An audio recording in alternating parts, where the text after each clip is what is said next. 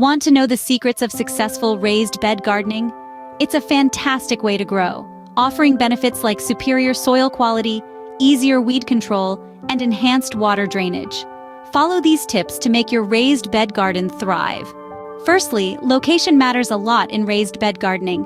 It's crucial to find a spot that basks in sunlight for at least 6 hours daily.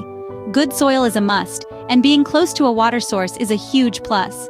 Remember, a well-chosen location can make or break your garden's success. Next, it's all about picking the right materials. From sturdy wood to resilient concrete, even recycled plastic, the options are vast. But don't forget the importance of high-quality soil and compost. The right materials can last for years and contribute to a healthier garden. Now that you've set up your raised bed, it's time to plant and care for your garden.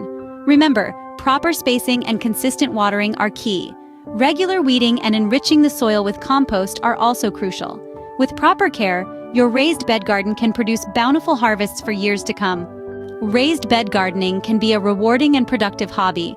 The right location, materials, and care truly make a difference. It's all about the details. If you found these tips helpful, remember to like this video and subscribe to our channel for more gardening advice.